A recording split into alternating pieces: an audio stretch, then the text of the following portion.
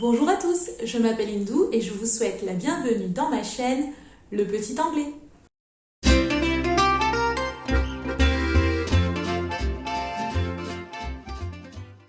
Aujourd'hui, je vais juste faire une petite introduction générale sur les livres en essayant de répondre aux questions que m'ont posées beaucoup de parents. Et dans mes prochaines vidéos, je vais essayer de vous guider dans vos choix de livres en anglais en vous donnant par exemple des références concrètes.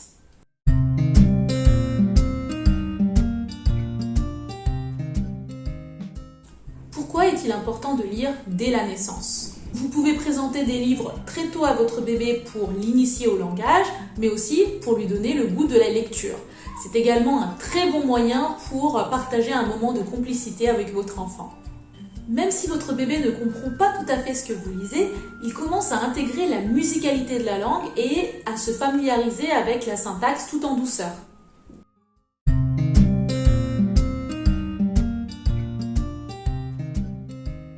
Quel format de livre privilégier les premiers mois ? Je dirais que pour répondre à cette question, il faut garder à l'esprit que votre bébé voudra surtout manipuler les livres au départ, les mordiller par exemple, les lancer, les déchirer, ce qui est tout à fait normal. Et du coup, voilà ce qui est arrivé à mon beau livre après quelques semaines d'utilisation. Choisissez donc au début des livres solides et d'une taille adaptée aux petites mains de bébé, comme les livres en tissu ou en mousse par exemple. Puis vous passerez progressivement aux livres en carton, puis en papier. Il faut aussi garder à l'esprit que les enfants en bas âge ont une capacité à être attentifs très limitée. Il faut donc choisir des histoires très courtes au début, comme par exemple un mot, une image, puis une phrase, une image, et vous complexifierez petit à petit.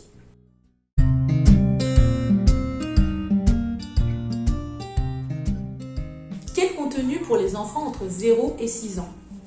Il faut savoir que jusqu'à 6 ans, les enfants ne font pas la distinction entre le réel et l'imaginaire.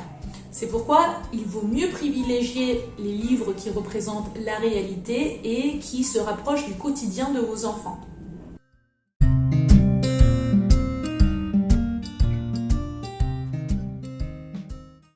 Comment présenter les livres aux enfants ?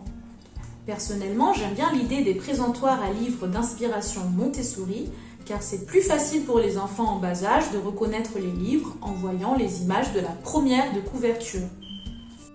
Effectivement, si vous présentez des livres à un enfant qui ne sait pas lire de cette façon-là, c'est-à-dire en ne montrant que le dos des livres, il va vraiment avoir du mal à savoir de quel livre il s'agit. Alors que si vous lui montrez directement la première de couverture, ça va être très facile pour l'enfant de reconnaître de quel livre il s'agit.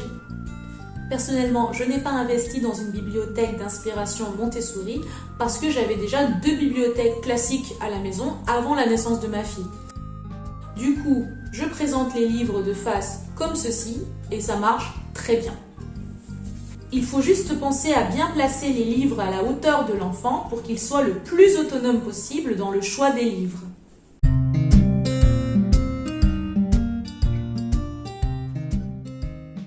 Je ne présente qu'une dizaine de livres maximum et je stocke les autres livres ailleurs dans les étagères inaccessibles.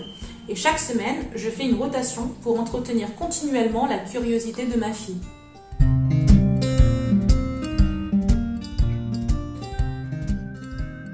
Comment disposer les livres français et anglais ? J'ai tout simplement créé 2 espaces bien définis, un espace pour l'anglais et un autre espace pour le français.